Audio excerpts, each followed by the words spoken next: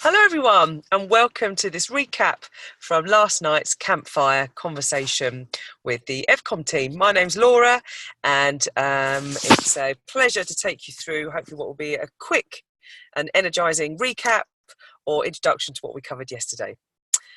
So let me share my screen with you so you can have a look at what we covered. Okay, so the title of our Campfire discussion was Workplace Culture That's Fit for the 2020s. How might we attract and retain the best talent in our industry for sustainable performance and creating a great place to work? So the main sort of body of content of discussion really came from looking at what does it mean to create a fantastic place to work as we see the dawning of a new age in terms of the technologies and what it means to work, just from the social changes, etc. And the purpose of the Campfire is to honour, really, for hundreds of thousands of years, the tradition of humans sitting in circles, having some uninterrupted time where we can have a safe space to talk, discuss and share and see where there might be some commonalities and inspirations we can take from each other. And we had a really good quality meeting last night, so thoroughly recommend it for anyone who is looking to find a safe space to learn and share ideas with peers, etc., etc.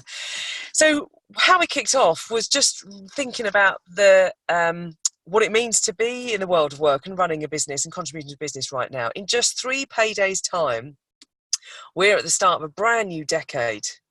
And who knows what the key trends are going to be over the next decade. What we probably know is that for most industries, yourselves, I'm sure, are no exception, the next decade is not going to be easier, calmer, smoother, with more money walking around than there has been. So how do we then get our teams ready for a workout rather than a burnout? What does that then mean in terms of creating a great place to work that people want to come and join you? So the Campfire discussion really revolved around 3 core sections, really. First off, a chance to catch our breath. On the brink of one decade into the other, what does it mean to have a great workplace culture? And we also asked the question about what are some current hot topics for yourselves. So I'll share those in a moment. A chance to learn from each other. What do we think will be the most important aspects of attract top talent into businesses in the next decade, and what is it we can do right now to leverage and ensure our businesses by creating a space where people want to stay, the best people want to stay. So we had a fascinating conversation right at the start where I asked people, what is a current hot topic that you're experiencing with reference to your people and your culture that maybe would have surprised you 5-10 years ago? And one of the first things that came up was the impact of having different generations at work and entering into the workplace and different expectations, and how many people now joining businesses, let's say in graduate roles, are not prepared to work for 3-4 years making the tea and doing all the kind of lower level stuff. They want to come in and hit the ground running and start to develop and be promoted much quicker than older previous generations. And one of the sort of things that came up that utterly fascinated me was could it be that that's the shift in the dynamic around education? So for those of us who were reared on free education, then the expectations going into our first job may be a little bit different from someone that is invested 30 to 40 grand of their own money and their own debt into receiving a degree. And so the expectations when they get into their first job might not be to make tea for the first 2 years. So we had a fascinating conversation around that. I'll share with you the top 10 takeaways towards the end, but it really generates a discussion. So we had a conversation around how the pace of work and what is it that we're seeing in terms of key challenges. And I think most of us are feeling that work has definitely become more pacier. Expectations have changed, so the way in which your clients, service level agreements, etc., and what people expect from you when they join your business.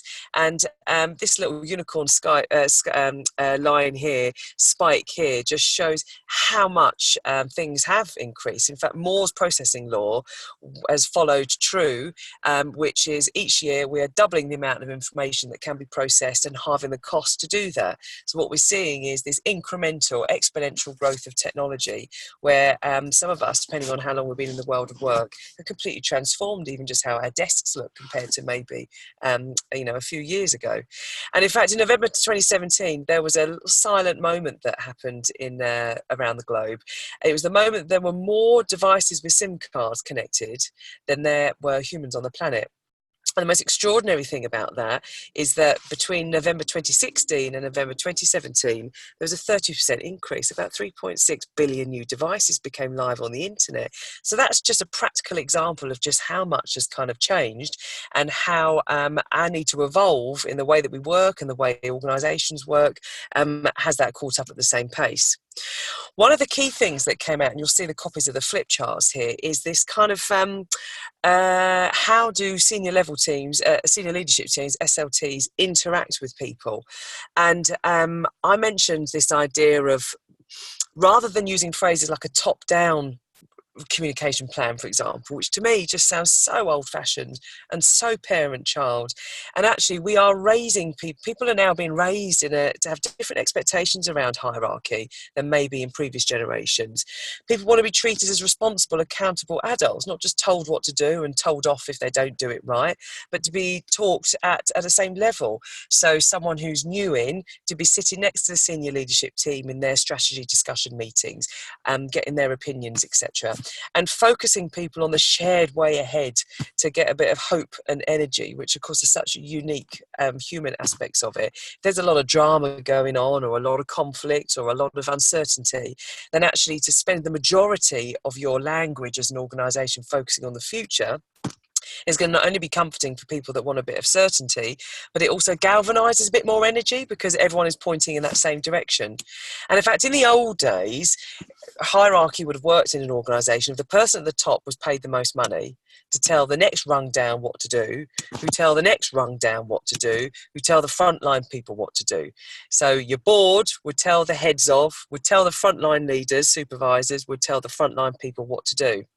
Actually, what's sort of slowly dawning really is that the till of the organisation, the money of the organisation comes in at the front line. So if the front line aren't doing what they need to be doing, then that is going to impact the revenue, the profit, the service levels of an organisation. The CEO can have a day off and it might not impact customer experience, but if everyone on that front line were to have a day off all at the same time, that's going to seriously impact business. So it's not that the CEO's role is not important, but the nature of how an organisation communicates maybe needs to catch up with these new ways that society is working. The internet has democratized my voice is as valid as your voice in terms of being able to communicate. So actually, those organisations that have a CEO who is there to ensure that the next level in, so let's say their heads of have what they need to be able to do their role, and the only reason you have the heads of role is to be able to enable the frontline supervisors to have what they need, and the only reason the frontline supervisors are there is to enable the frontline people to have what they need to perform and excel and sustain success within their role. So rather than a top-down approach, which I wince whenever I hear that now, it sounds so old-fashioned, it's more actually a front to back. So how do we communicate frontwards and backwards within the organisation to ensure everyone in the line in front has what they need to do their role, in recognition that the till of the organisation is in your frontline teams. So personally, life is evolving. We're living for far longer than any previous generation. If you're in your 40s now, you've got a 50% chance of living to 100. If you're in your 20s, you've got an 80% chance of living to 100. So even the thought of mapping out aspirational career paths is a little bit different now compared to how it was a number of years. It might be quite normal for someone to have a 60 or 70 year long career, which means that to predict with a hole in one what you're going to be doing in 2070 for your people, you could drive yourself crazy. Much more empowering actually to think about what it is that I can do to ensure that I am bringing as much energy and passion and interest into your current role, because it's difficult to predict exactly where everything's going to go. So at least let's do what we can to keep people happy and engaged and comfortable to be flexible in where the organisation needs to go. And as Darwin would remind us, you don't have to be the strongest or the fastest person within an ecosystem to be able to handle change. Your rate of internal change needs to match the rate of external change, and then you're still fit for your environment. For example, a panda is famously really poor at adapting and surviving. They're back from the brink of extinction, but only because we've conserved them. Because the thing about a panda is it's really cute and we love them, but it's fixed and static. It has a mono diet of bamboo, which is really low in calorific value, and because it reaches for its food rather than runs for its food, it's the last to know that there's something going on over there that's going to impact its ability to look after itself. So pandas then find rapid environmental change hugely stressful and really negative for their opportunity to survive. So actually a panda mindset is one where we've got ourselves so busy chomping through business as usual that we've reduced all capacity to bring a bit of peripheral vision and see what's going on elsewhere. Whereas a fox is constantly aware of what's going on in its environment over there. If the humans are looking like they're going to move on, they'll learn to hunt again. If the prey is going due to deforestation, it will learn to forage and work around humans to control and influence their own habitat. So love them or hate them, you've got to give foxes respect for the fact that they are flexible, dynamic and so resilient. And just like a butterfly emerging from a chrysalis, it started off life as a caterpillar, but it looks absolutely transformed to when it started, but it's still the same DNA. So how to ensure that people still feel like they're true to themselves, but the nature of what they might do might change? How can we encourage this fox mindset? So part of being a fox, of course, is reminding ourselves that mental health and social skills are probably the core skills that underpin everything. So what can we do to create a work environment where people feel okay to be themselves, they feel okay to be with others, and then enabled to feel like what I'm doing now is going to be good for me in all areas of life in my future? Because as we've seen from that unicorn spike, life is really busy right now. A lot of us are dealing with lots of different competing pressures. So how do we work together as a team? What does that then mean? The benefit of human thinking is when you get an opportunity for that team to sit together and have time and space to come up with ideas. For example, the Savlon team looking at how do we reduce the impact of childhood waterborne disease. So Savlon antiseptic soap is a life changer for example, in villages in India. But if you are short on water, you can't expect every school child to have the facility to be able to wash their hands all the time before eating. So what they realised is that if they impregnated the chalk with Savlon, because chalk was in supply, and that breaks the difference between writing on the chalkboard and then eating and then toileting, they realised that if they put the Savlon within the chalk, then actually that would be a way of delivering that life-saving bit of chemical without the need for water. Wow! I mean, that's an example of a problem that you cannot Google because it's an emerging, urgent, difficult, unprecedented problem that requires lots of discretionary and flexible thinking. Now that doesn't happen, that happened by a team sitting around having time and space to think. So one of the key questions I think an organisation should be asking now is how much time do we give our leaders to think, and how much space do we give for our teams to be able to actually sit and have a conversation, whether that is connected virtually or physically within a room. So those cultures that are set up to maximise the human elements of something are probably going to be the ones that see benefit over the next decade. And I called this the 4C moments. So the 4C moments of care, collaboration, curiosity and creativity are difficult to outperform a human via an algorithm. They're almost the uncodable, unscripted moments in work. And the more space we can give a team, the time to care with each other, to work together collaboratively, to learn what each other's doing, to bring that curiosity, to come up with something new, probably the more rich and energized that team is going to be, because we're giving the conditions for being able to perform in a way that deep down we know that machine is unable to do. So could it be that questions like, how could I demonstrate as a leader my genuine care and determination to do the right thing in my next blog post to my people? How do I encourage the teams to work collaboratively and just explore every opportunity, even with teams that don't necessarily work together? What would happen if you partnered up the finance team with the operations team to work on a new brainstorm pitch together? Who knows what new generating thought might come from having those normally separated teams working together a different way? What could be worth a rethink or a radical relook or a fresh perspective to spark a bit of energy, even in its own right? And when is our next chance to try something brand new? How do I create an environment where people feel safe to take risks? So the benefits of diversity and difference, we covered a lot about this, about this idea, and I sort of added this on as an extra for those of you who were with us last night. It's almost like being the prism in an increasingly binary world. But in order to unlock that diversity and that difference, and bringing people who typically or traditionally wouldn't have been attracted into a certain industry, there's got to be given light and energy. Like any light source, we've got to be given some light and energy. So the main takeaways we had was top 10 takeaways. What can we do to get the management layers thinking about having a Fox growth mindset? So being a Fox to unlock the benefits of new generations joining our teams.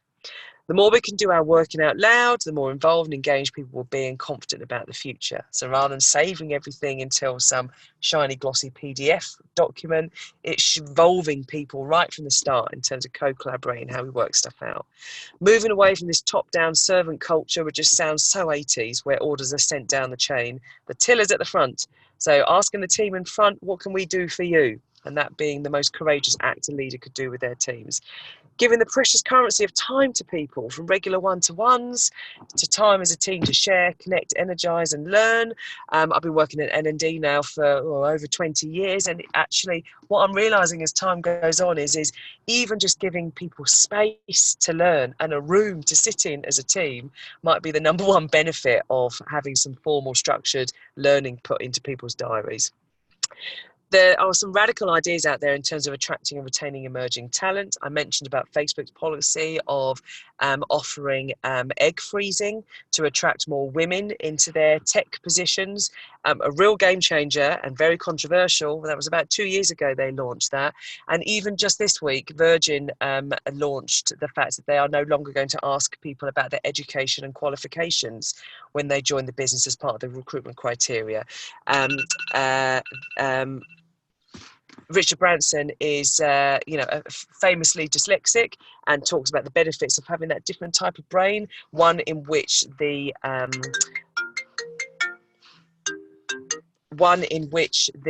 education system might not kind of enable people to thrive.